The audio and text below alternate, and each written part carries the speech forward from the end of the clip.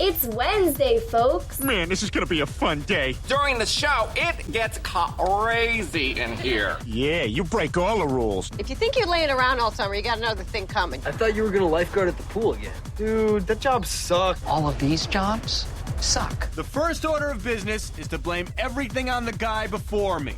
Hi, everybody, and welcome to NSS. This is the Reynolds Report.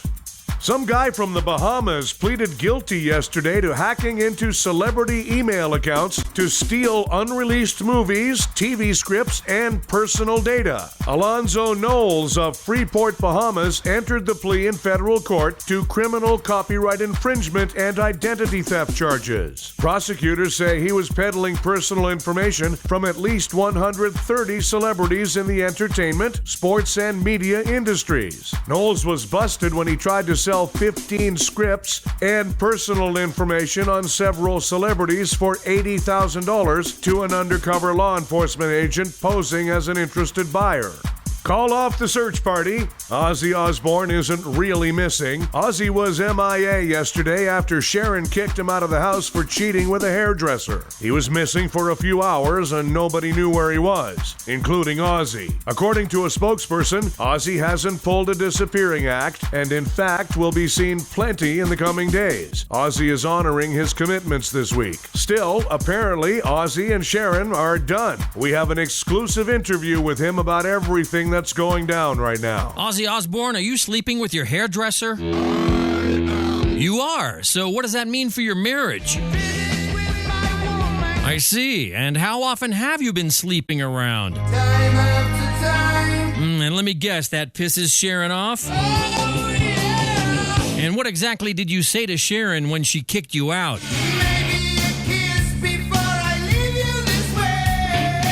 Now that you're split up again, what's Sharon's reaction?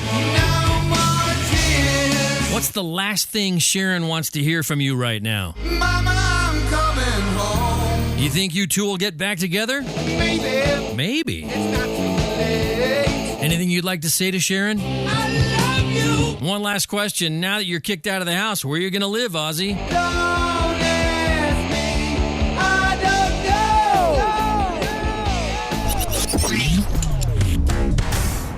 The woman in charge of building Trump Tower says she'll endorse Hillary Clinton.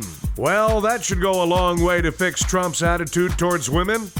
A German company has bought Krispy Kreme for $1.35 billion. It's the biggest transaction involving Krispy Kreme since Chris Christie got his order this morning. Bono turned 56 yesterday. A recording of Bono's friends singing happy birthday to him has automatically been downloaded into your iTunes playlist. Twitter is blocking U.S. intelligence agencies from mining tweets for surveillance. Twitter feels that its users should have the freedom to slut-shame celebrities without government interference. Magic Mike Live is coming to Las Vegas. Catch it exclusively at Caesar's Palace.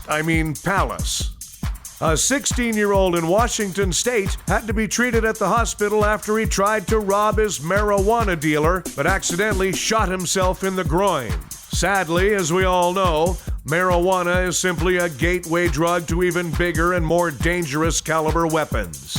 Meanwhile, an Egyptian government official actually blamed growing violence among young people in his country on the popularity of Tom and Jerry cartoons. Sounds to me like this guy has suffered one too many blows to the head with a cartoon frying pan. Tyler Perry just sold his Atlanta estate for $17.5 million. Whoa, that'll buy a lot of frumpy old lady dresses. Lamar Odom is still drinking, but then again, he's still hanging out with the Kardashians. So do you have a better solution? Time for Nobody Gives a F***. Justin Bieber got a tattoo on his face. I'm guessing it's a target, so if you meet him, you'll know exactly where in the face to punch him. Hey, Ultra D-Bag, nobody gives a f***. Kristen Stewart broke up with her girlfriend. Apparently, she just wasn't her type. You know, a married man. Hey, talentless, ungrateful jerk who doesn't deserve to be famous. Nobody gives a f***. And ESPN has dropped former Ravens linebacker Ray Lewis as a studio analyst, but only after making sure he wasn't carrying a weapon. Hey, you wonderful role model to today's African-American youth. Nobody gives a f***. Thanks, everybody. We have a new episode of The Reynolds Report for you every weekday. Be sure to check out The Being Frank Show, starring Frank D'Angelo, live Tuesdays and Thursdays right here on NSS.